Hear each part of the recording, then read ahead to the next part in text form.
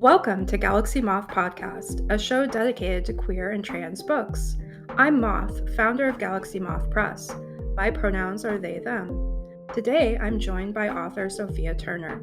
Sophia, before I share your bio, would you say hello and let our listeners know your pronouns? Yeah, this is Sophia Turner. Often I go by Soph with friends, so yeah, feel free to use that. And she, her pronouns. Oh, wonderful. So glad you're here, Soph. Yeah, I meant to ask you about Soph or Sophia when when we were doing our pre-chat. So, alrighty.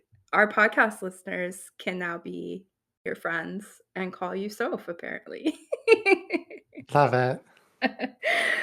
Okay, so Sophia Turner is a trans woman and Kiwi now based on Ngunnawal land in Canberra, Australia.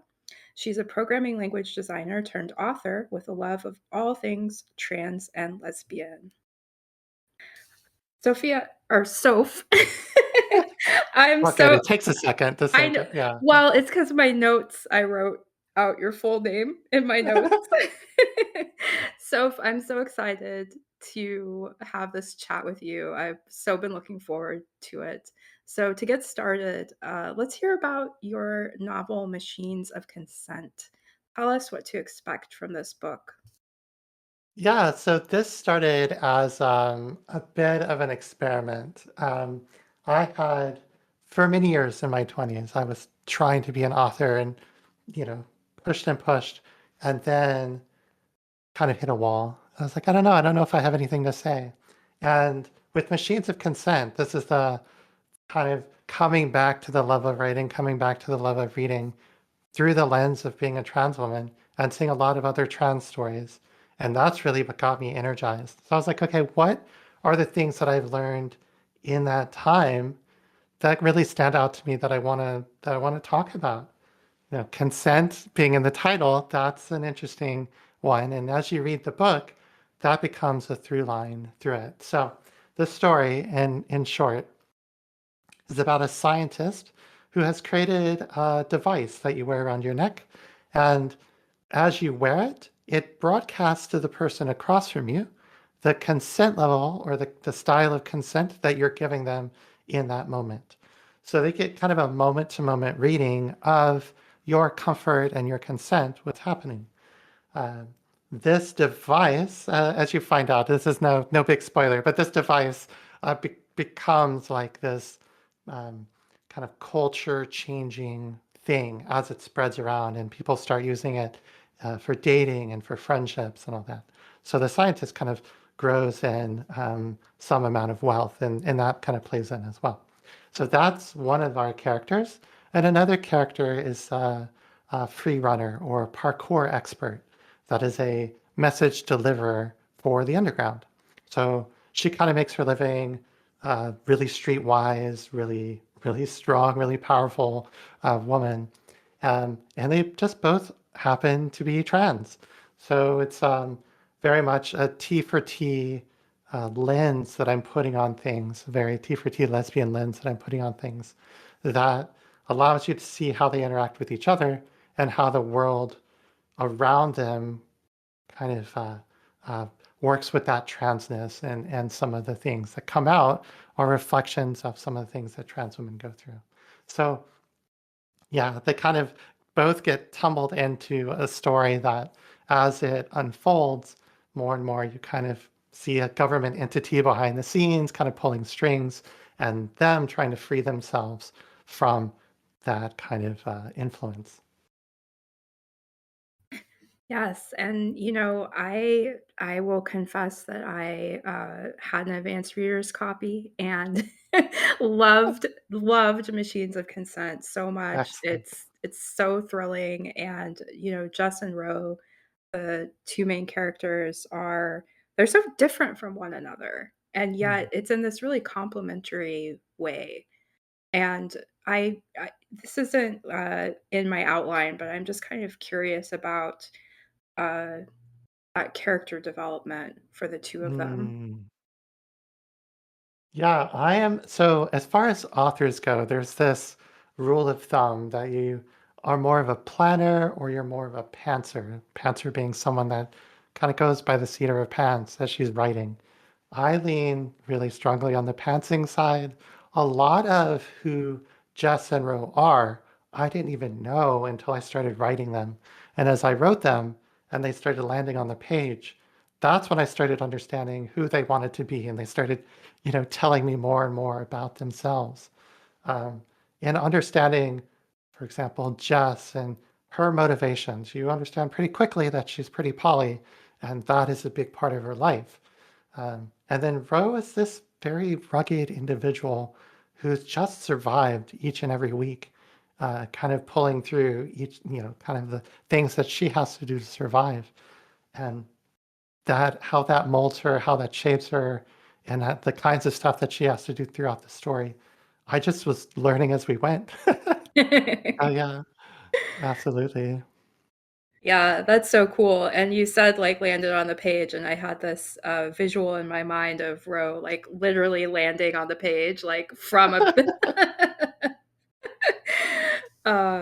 great height, we shall say. So, Hmm. Which might happen at some point in the book. yeah, no spoilers, but the No parkour, spoilers. you already talked about the parkour, so I feel like we're safe in Yeah, so, yeah, we're safe there. We're safe for there. my ridiculous pun.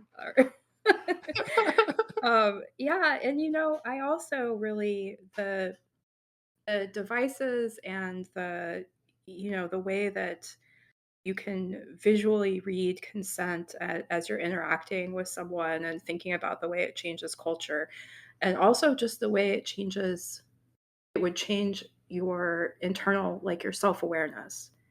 To have, I think for me, when I was reading that, I was thinking how something like this could help me as a person who can struggle to identify like what I'm actually feeling or name it. I could give you a description of like, of sensation, like this feeling feels hot, but I don't know what it is. Like I don't know what, Right. and it would be just amazing. And some of that, I did feel like some of that was coming through Jess, that there was some Mm. of that, like that this device had influenced her self awareness. And so I'm just Hmm. curious, like, um, like what you might want to share about that and the device itself. Yeah, I mean, I think we're kind of dancing around saying the thing, so I'll just kind of say the thing. Um, as an autist, having something that can be more aware, more aware of the body, more aware of consent, and can translate that into something that someone else can understand. That's one of our struggles. I feel Hmm. like um, I worked with a lot of therapists and somatic therapy, like trying to understand how to embody things that happen to me and to connect to my body. And I feel like, you know, that took me a long time to even start wrapping my head around because for the longest time I felt like a head floating above the ground, 6 feet up, Hmm. Yeah. that was just the energy that I had. And the body was just something that had sensations. They were just signals. Um, but then when you start realizing that you as a person are part of society and not only part of it, like you're part and parcel of it, like you cannot separate. We are social creatures. And who you are as a person is your interconnections as well as kind of your own center point. So, like, how do I take that and describe that? And I feel like the bonobo device, which is the name of the device that they wear, this thing is um, capable of bridging, and that becomes a big theme as well. That this technology can bridge to people and to say things that maybe socially they feel uncomfortable to say, or maybe feel like you're pointing out. I think Hmm. that's an interesting one for Jess because as she's wearing it and it starts glowing in a particular color, that means she's feeling amorous. She doesn't care because she's no threat. And she's, she can just kind of own that energy and just Mm. be patient. So a lot of those kind of the feelings of that, I try to land on in that first chapter. So you get a bit of a sense for who she is, but also kind of the fact that it's not, um, this consent is not permission to do additional, um, uh, or to kind of put what you want on other people is probably a better way to say Mhm. it. It's just what you want, and that's what you're signaling, and that's it. And she is completely happy to be patient in that space, which I think is exceedingly important. Yes, yeah, absolutely, and as and if people have listened to more than one episode of this show, they they will notice that autism comes up in basically every episode. Yeah. Uh, and know that I'm autistic, and just reading Machines of Consent, that really stood out to me as, like, this would be so useful. But at the same time, I do think just living in the story with the characters, I had some, new kind of realizations and kind of thinking about like the way social interaction and dynamics work just by the way it happens on the page. And I thought that was really interesting. And, perhaps there's something like if I had a lot of time to think about it, perhaps there's something in being able to visualize that device and they're using it in the interaction that kind of added another layer that was really helpful for me as a reader. Um, I don't know if that makes any sense, but As yeah, I mean, I one of my dear friends, Autumn Wolf, wrote an essay a couple weeks ago about how, as an author, as you're writing something, how often you just kind of, you as a person kind of leaks onto the script that you're writing, the page that you're writing.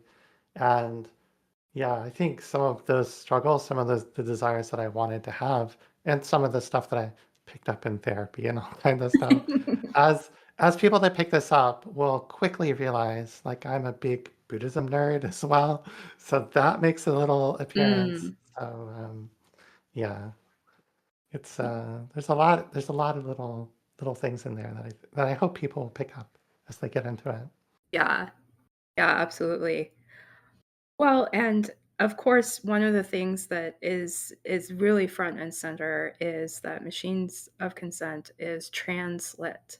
And, translit is really why I'm here on this podcast and why I have been writing. And you shared something really beautiful on Blue Sky that I would like to read. And if you don't like that I read this, I can edit it. I can edit No, it no, out. please. So, Sure. I because I didn't ask you about this beforehand, but No, go but for it. you said, "Can I share an ambition with you all? Translit is what sparked my love for reading and writing again to a level I hadn't enjoyed for years. It was a beautiful part of my transition.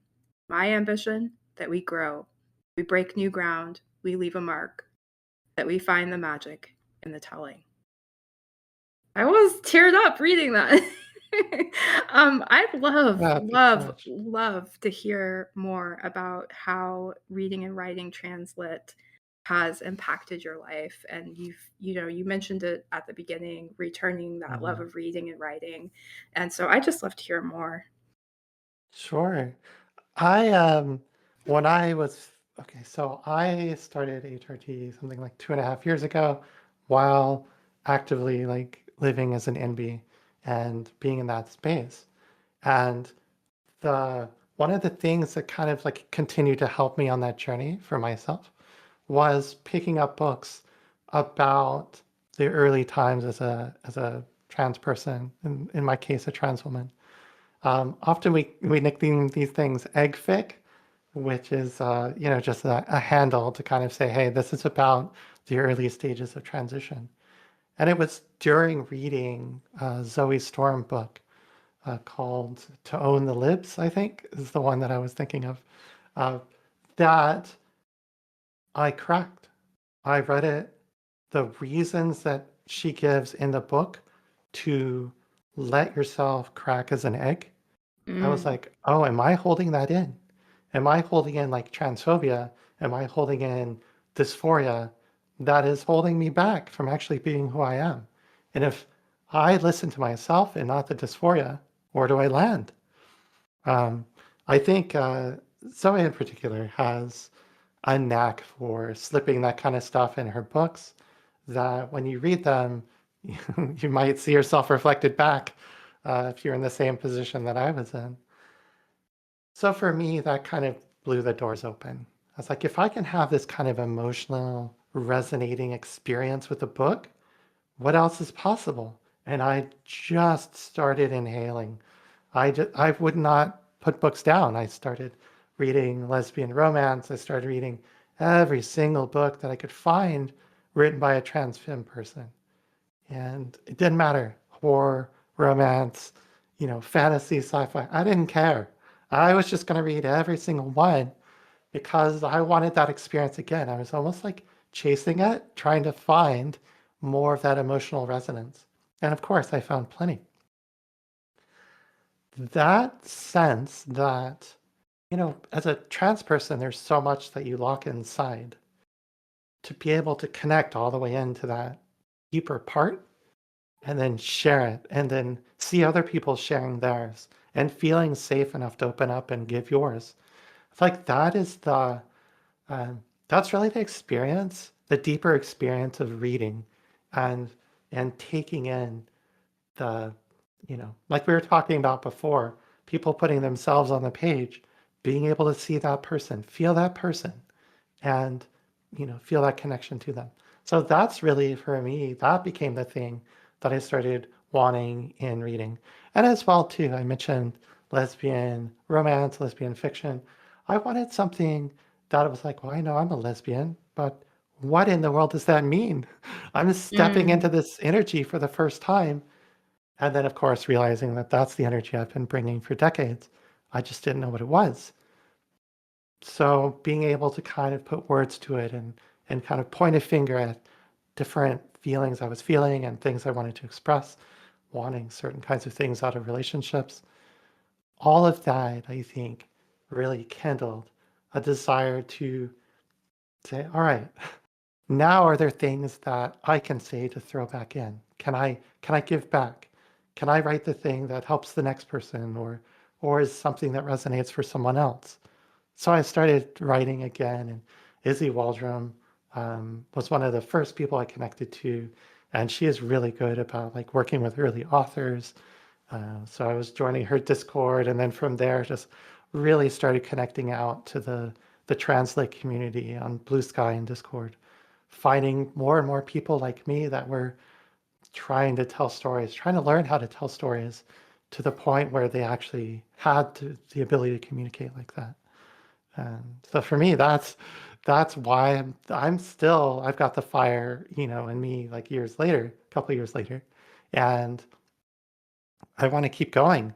I just joined a thing called Sphinx, SFINCS, which is the speculative fiction novella contest, Mm, yeah. as a judge because I wanted to judge and read something outside of my sphere but something that makes my own, you know, makes my skills that much, more sharp, that much sharper, that much more honed to see like what else is possible and then bring that back in to our community and see how much can we keep going and keep going and keep pushing each other to get that much better.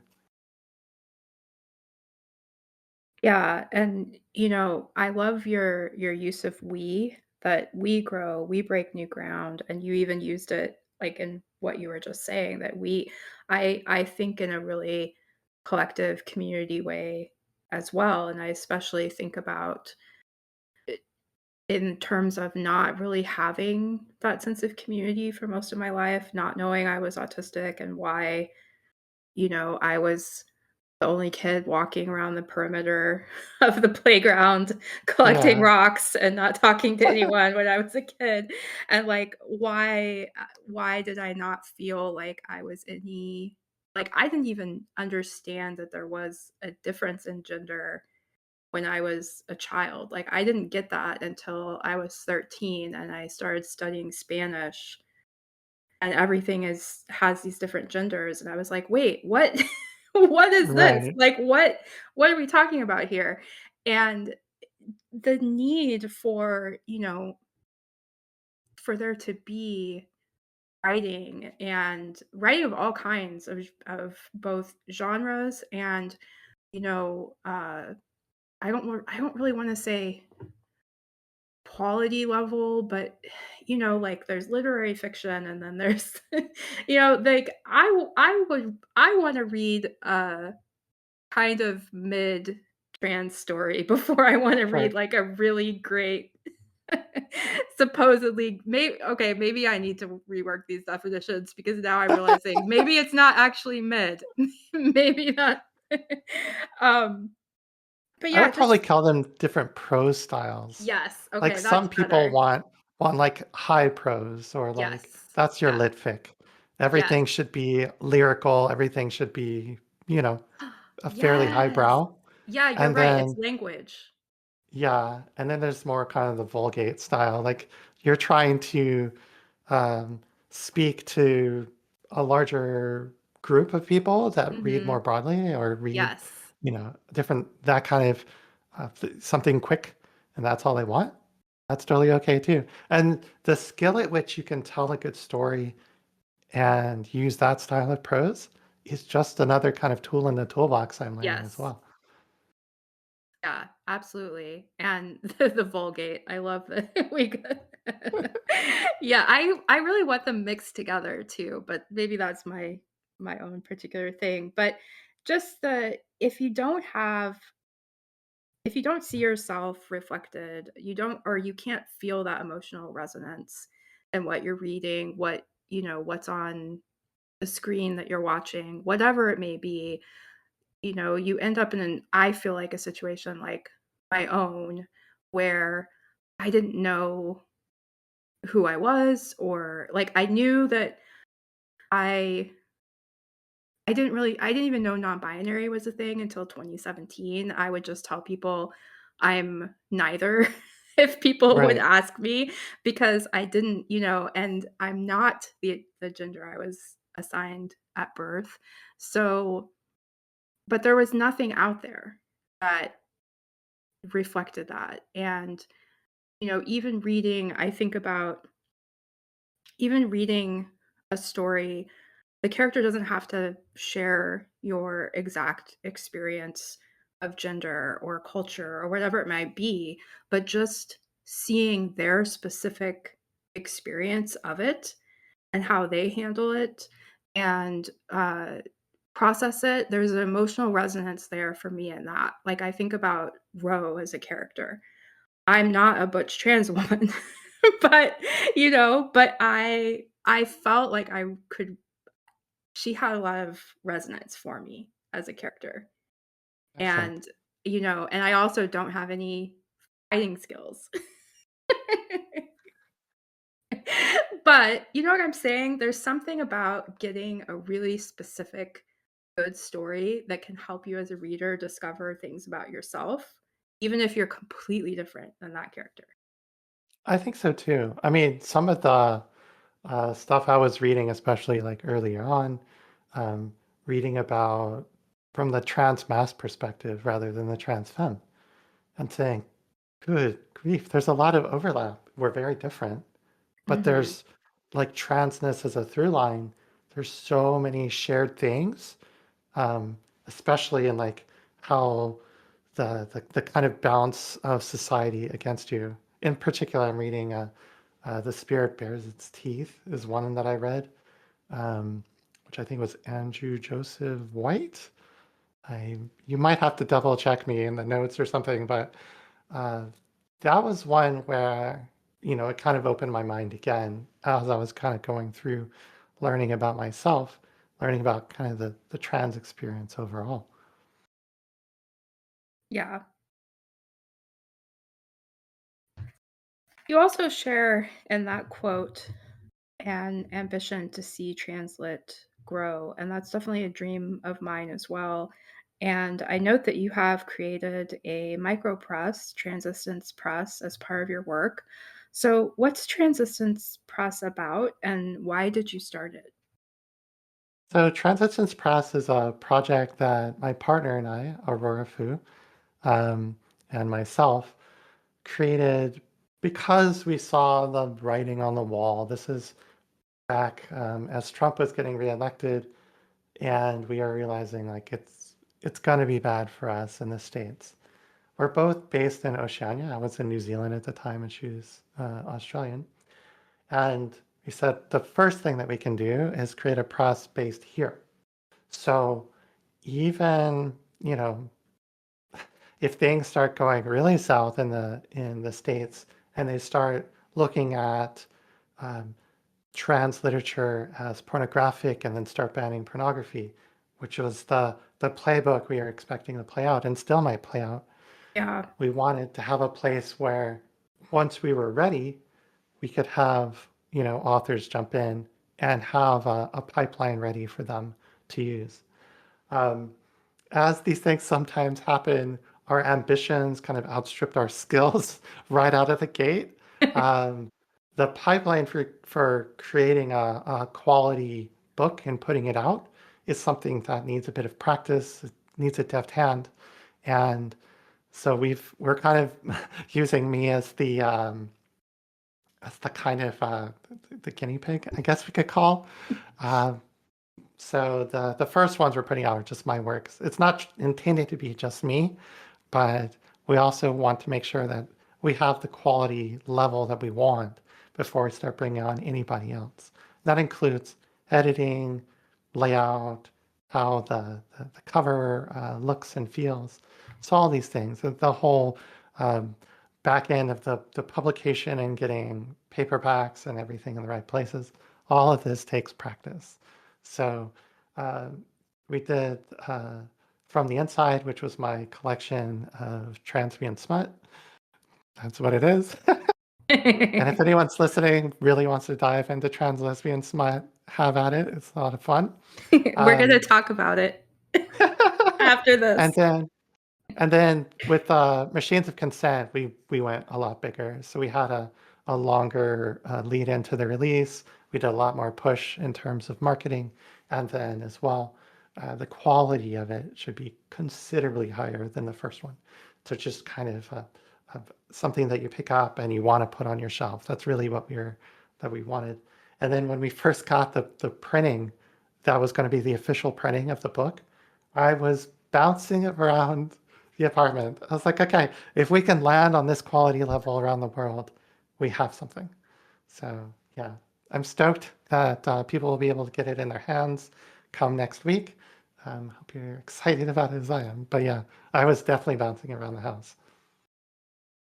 Yeah, that's so awesome. And it's I started a micro press in the spring, Galaxy Moth Press, which is where the name of this comes from. And I'm doing the same thing where I'm starting with what can I learn through my own writing and publishing it with the hope that I can both um, save the funds to Yeah, it's pay expensive. other writers, with the intention that I want to do a trans lesbian, dare I say, trans sapphic. Oh no, not I the know. dreaded Okay, I word. won't. I won't.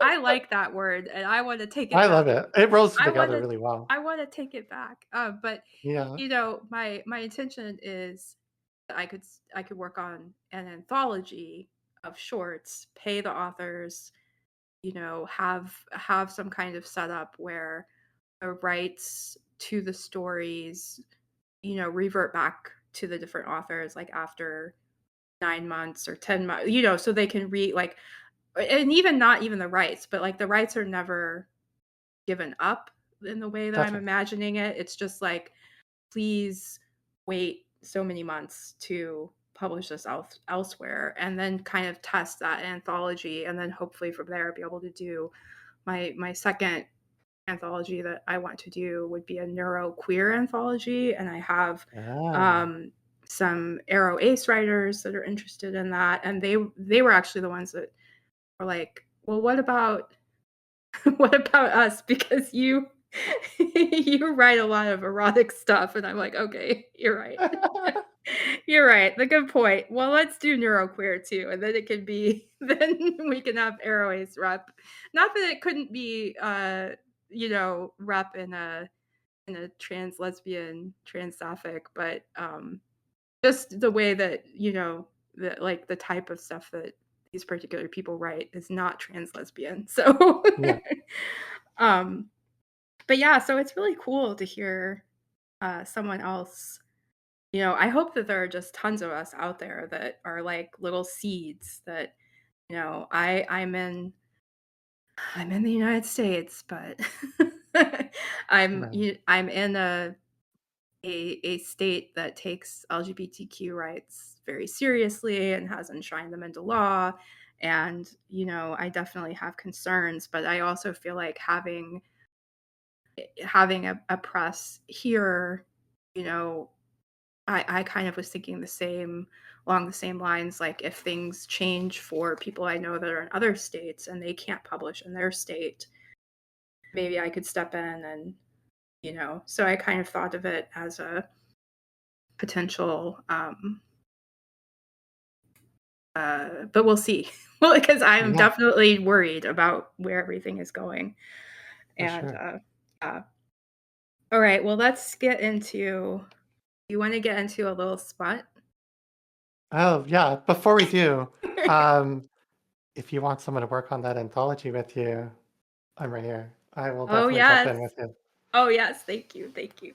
Well, and I have 15 years of teaching English writing at the college level, and I actually used to do, uh, editing and writing coaching, and especially a lot of like, as a side job for people that have to write for their careers. They have to create something to advance in their field, or they have to uh, they're going back to get some kind of professional degree, and writing isn't really their strong suit. And so I did that for many years, and I realized that if I kept doing it, I would not have the creative energy or time to do my own writing.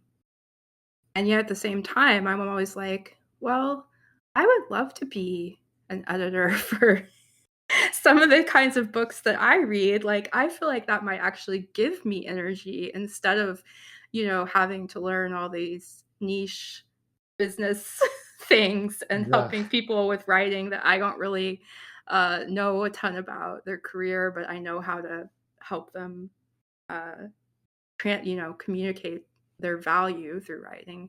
So, anyway, well, okay, smut. smart. Let's go. All right, so you have a collection of short stories, and I have not read them yet, but I will, and I want to. And it's called From the Inside. And I actually have a writing craft question about this. But Sure. before I ask that, you know, I'm trying to like come up with a good smut question. Like a good something really deep. No, I didn't say that. Something Something that really pushes you against the wall and makes you think even less than you were a second ago. something that was set off the bonobo device. um I feel like, okay, I'm gonna just kind of do some jazz and see what I come up with this question, Let's thinking go. thinking out loud. I think about, we call writing that has eroticism and sensuality and sex smut, and I call it that affectionately. I don't mean it in a derogatory way, although other people use it in that sense. And I for me, I think I've realized that having some smut, having having some eroticism is important to the stories that I tell, and it's also important in the stories I read. And even if it's not on the page necessarily, although I would prefer it to be on the explicitly on Absolutely. the Yeah. page. So I'm just kind of curious, have you thought about this? Like, do you have, like, a smut philosophy? I I think I've kind of happened onto one by accident. Um, for me, so I am demisexual, so I'm kind of a-spectrum. My understanding of sex and intimacy has to come with emotional connection.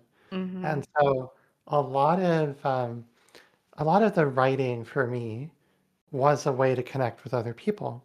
Um, when I look at from the inside, I can tell you each person that each one is written for.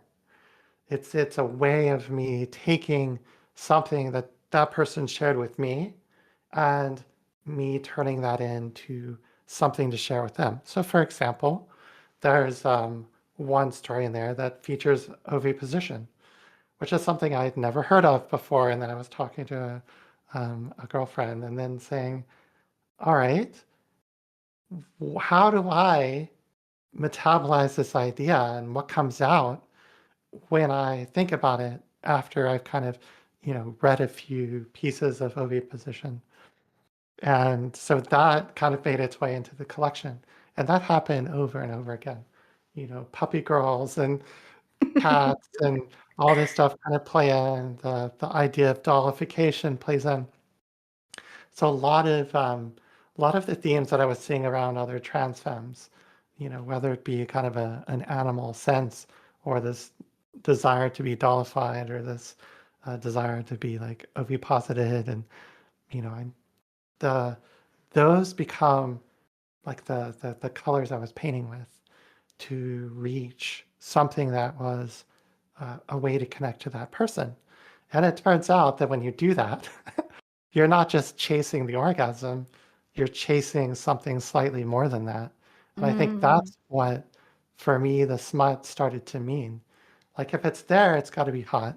You've got to do good smut. And I also use the term smut affectionately. So I was smiling when you were saying that. Um, it's obviously it's a celebration of the fact that we can own our bodies and our sexual experiences, which is really important as a trans person because we may not have been able to do that before in a safe way. Okay, so that's important.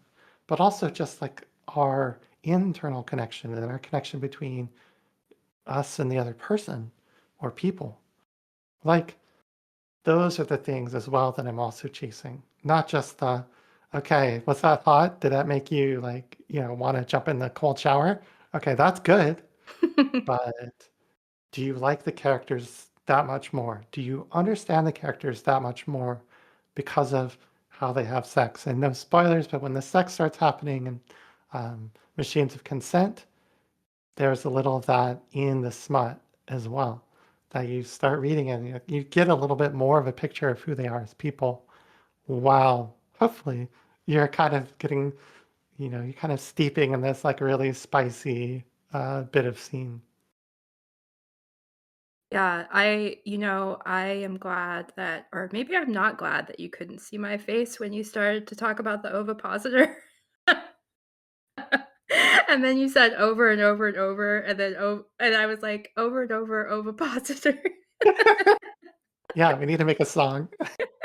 Okay, so I will say, however, that that only makes me want to read from the inside even more, like, desperately need to read it, and, our listeners are like, I know too much now. I know too much. But, it takes what you were just saying takes me back to what you were speaking to about in the beginning in terms of embodiment, and, I have, posted, and I believe it was a chat in, uh Discord that you were in as well, that one of my big struggles in life has felt like the struggle to be embodied or to become embodied. And for me, it was really the autism diagnosis at 40, and then realizing that, you know, I could embody being non-binary, being agender, be as more than an intellectual awareness, that that I could, you know, with reluctance, because gravity is such a Mhm. powerful force, kind of sink into my body in a way Mhm. that I never have before. And so there's something about the erotic in writing that for me really feels like it connects back to being able to experience embodiment and to have it's almost like the emotional resonance that you were talking about earlier, but it's embodiment resonance? I don't know, like, does Yeah. that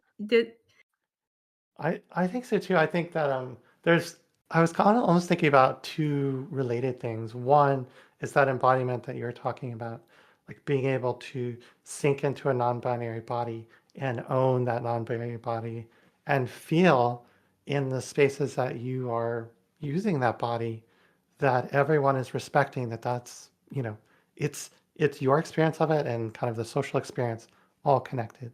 And sex clearly is like one of those ways that we get that in a really kind of almost like under the lens of the microscope way.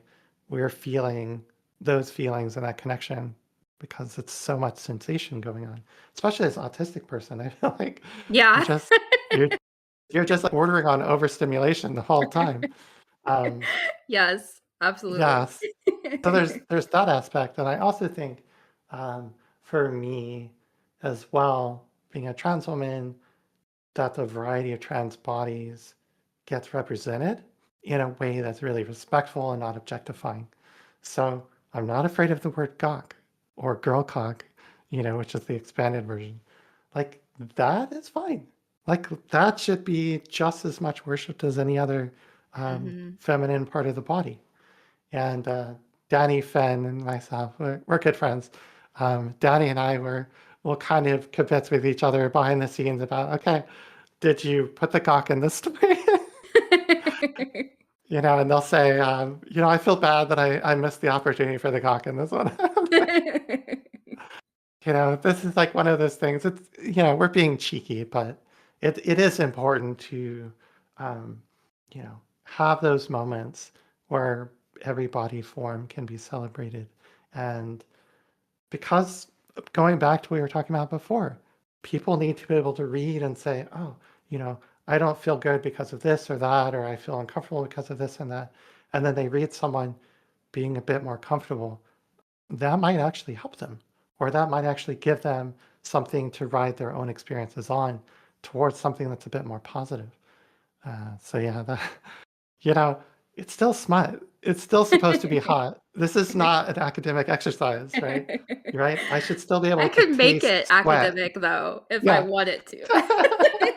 Maybe that's my But kink, so I'm kidding, I'm that's right. kidding. As long as you put on the professor glasses and the outfit, Oh, yeah, pencil skirt, you definitely. were good. No, there's Right. no skirt in my well, No skirt. No skirt. yeah. Um, the whole like yeah, exactly. That actually is a good point.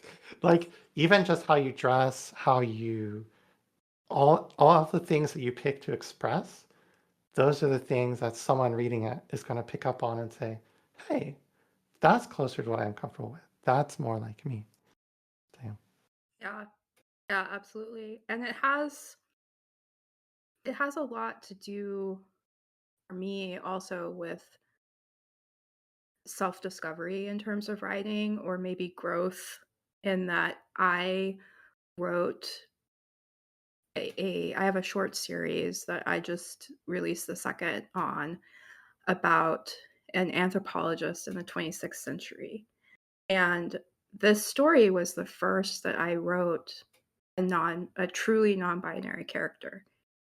And that it was on the page that they were non-binary, whatever pronouns you use is 100% valid. So I'm not saying that when I say this, but I Mhm. intentionally wrote this character as using they them pronouns because I had been using split pronouns for about 4 years at that point, and I was really like I was long done with it, but didn't know how to, transition, uh, everyone else, I guess, Yeah. because like, with transition, it's you're inviting other people to all like, transition something I think, kind of in, um, their language or whatever it might be, and, I had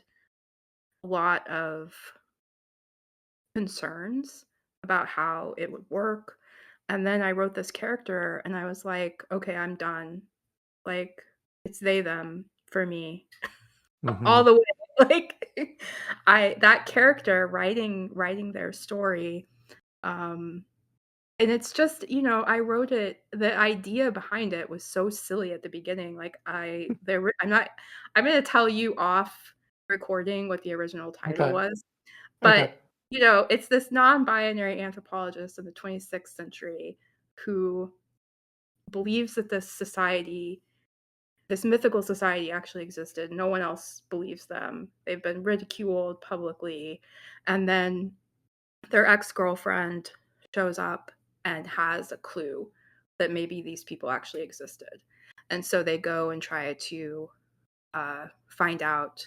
And without, obviously something happens.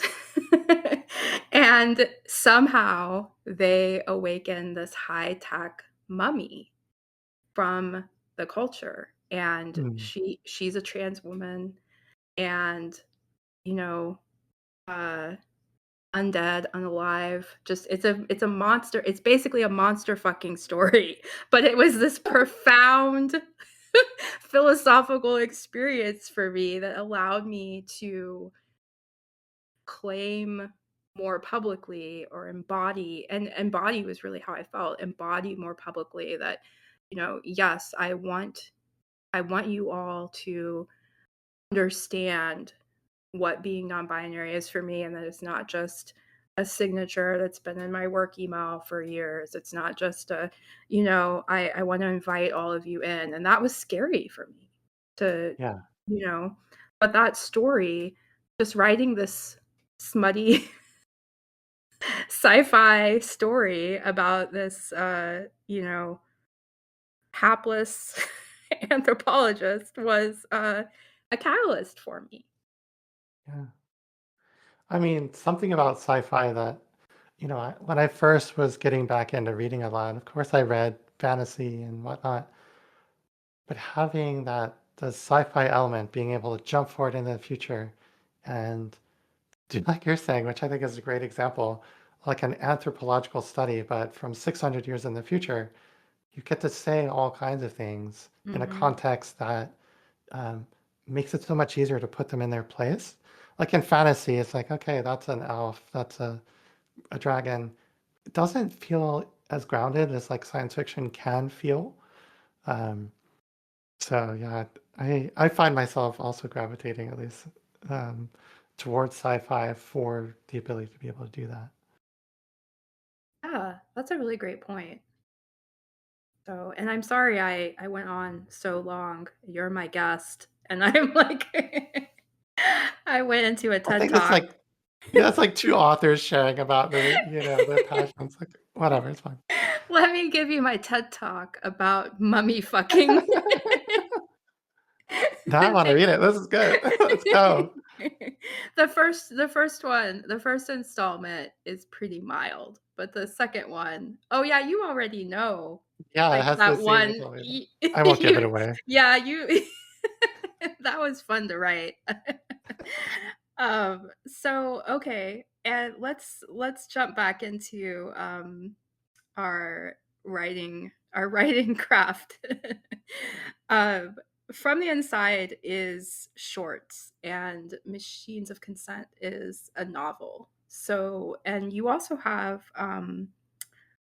uh, other short writing that I believe your work. I realize now maybe I shouldn't say what that is, but um, so how does writing shorter or longer pieces work for you? How does that influence your process and you know I I think there is quite a difference now that I think about it. Honestly, I never really sat and thought about it. But um, with novels, there's so much patience that has to go into them. You sit, you write, um, you let yourself go to sleep so that you can, while you're asleep, your brain is sitting there solving the next things that are going to be in the next writing session. There's a lot of that. And, writing a novel takes a few months or more, as in the case of my current work in progress. But like that's something you kind of just you lean into that process. A lot of the short stories in, for example, From the Inside, I wrote in a day. So I just was like really inspired by something. I sat down and just did the whole thing. The OB position, like we were talking about earlier, I was in an airport in China and reading OB position smut, hoping no one was looking over my shoulder. And by the time I got on the airplane, I was just like vibrating with inspiration. And I just kept seeing the story play in my head. And so when I actually had a time to sit down and write it, it just all came out in one, in one go. Um, a lot of short stories for me are kind of like that. I don't write as many short stories these days, or I haven't, because once I kind of got the novel long form under my belt, then I had so many other kinds of things that I wanted to tell. And in the space of a novel, you have more, more play that you can do. The characters you can go a bit deeper on, in the plot, you can have more interesting turns and twists. Um, and yeah, so there's a couple of things that are I won't talk too much about because we want to put the spotlight on machines of consent. But yeah, there are more explorations of some of the ideas, Mm. and especially of like religious background, which I know you and I have talked about before. It's like being able to turn that into something that tells a really compelling story. And everyone that has gone through something similar hopefully can read that and pick up on it. So Mm. Yeah. Well, and in the case of, machines of consent and from the inside, you're really centering trans women and lesbian experience. And what do you hope trans women who are lesbians and those of us who love them and are married to what do you hope that trans women who are lesbians get out of your writing? I I hope they enjoy it first and Yes. foremost. I hope it's just like, we're getting putting the academics hats aside. I hope you can just like pick it up, read it, and go, yes, yes, a story that is about us. That's cool. I like it. This is good. I enjoyed it.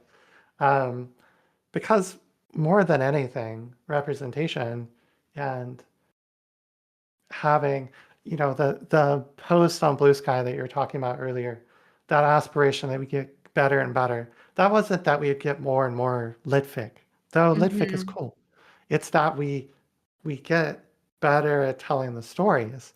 So then, you know, that when I first started getting into this, the number of T for T lesbian things that I could find, actually, I think zero or one Mm. or two. So more than anything, just putting that on the shelf, getting that available for people to buy and to experience. Um, I've had multiple authors tell me, well, if that's what you want to see, go write it yourself. Not in a dismissive way, but like, go skill up, girl, and go build the Mm. thing, because that's the only way it's going to get done. And that's so I took that to heart. I don't know if they're trying to be dismissive, but I was like, I have ambitions. I can make this happen. So yeah, to actually answer your question though, that's really more than anything is that they can pick it up and see themselves and feel it and enjoy it. And it doesn't have to be more from the sorry, we're just gonna say the thing in the room. It doesn't have to be from a male perspective. It doesn't have to be from a straight perspective. It Mhm. has all the components that make them who they are, front and center. And for me, as the author and as a reader, I want to see that. So, Mhm. Yeah, me too. And so picking up on that, like, if write what you wanna see theme that you were talking about, and y like, I've never thought about it are people sincere when they say that? So, I the fact that you said that, I was like, "Huh, is this?" 'Cause, with me being autistic, I'm like same, yeah. I'm like, "Wait, is there is there something else going on this whole time that I is there something else going on this whole time?" That is the autistic question of life A- right there. Absolutely. I feel okay. I don't know if this is a sidebar that's going to Oh, take us let off go, into the go. boonies, but I had a book one time that was talking about the overlap between transness and neuro neurospiciness, let's say, Mhm, like mhm, the varieties of neurodiversity plus the overlap of transness. And I would love to peel the layers on that because I think it's perhaps the environments that I find myself, but I know an awful lot of autistic trans folks mhm. or ADHD trans folks. Like it's uncanny. So yeah, I feel like that's one of those where, you know, I feel like I'm normally talking to other trans women who happen to be autistic as well. And if they're like, Mhm. go do it, I'm like, okay, they're not trying to Yes, be, they're not trying to say it in a fancy way. They're just telling me to go do it. yeah. Yeah, 100%. And, same here because, my wife is a trans woman and she's ADHD. She's autistic and has ADHD. And there was something about my autism diagnosis that kind of like opened the door for both of us in really huge ways and has really just made our 40s be like a magical haphazard Awesome. adventure in an oppressive system. I say with like a question mark at the end. Something, how you make a diamond. Yeah. No, I do not. I reject that. I am not coal. Do not put me under pressure for millions of years. Yeah, I am no, a I it's am a terrible. soft I am a small soft goblin.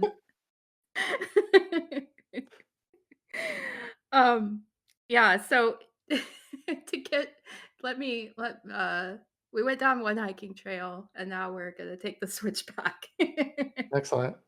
So, you to speak to that sort of write what you wanna see, as we near, closing our recorded conversation, what advice would you give to other trans writers?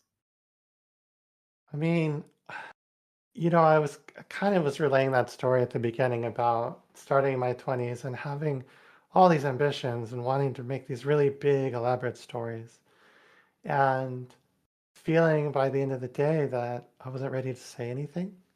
And I feel like one of the one of the things as trans folks is that we do so much self-discovery, so much looking in and learning and growing and being in the world as who we are to share that just naturally, if you think you don't have anything to say, I can almost with certainty guarantee that you do. And sharing that experience back into the world gives more of us, again, that we keep using this theme over and over, but a way to see themselves. Mm, So, you know, this is the time when you are connecting to your deepest inner self. Let that be the thing that you share, and it'll be good. Don't worry. mm, The prose will come, the grammar will come. Just keep writing. mm. Oh, that's so beautiful. Oh, thank you.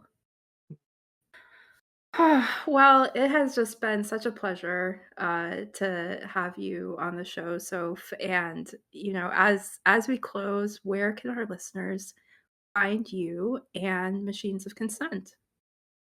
So I'm on Blue Sky. There's also Transistence.press, where you can go and look at all the books that Transistence is putting out or will put out in the future.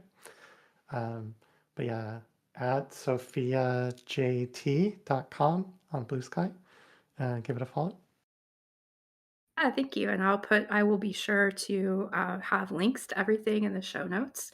So thank you everyone for listening. I want to give a special shout out to all of my international listeners. Thank you so much. I've just really enjoyed looking at the map and seeing all the different countries pop up. So thank you so much for listening. And if you are thinking about writing, take Soph's advice and just go for it. We want to read your book. So, Absolutely. all right. Well, thank you so much for joining me, Soph. Thanks for having me. This was fun.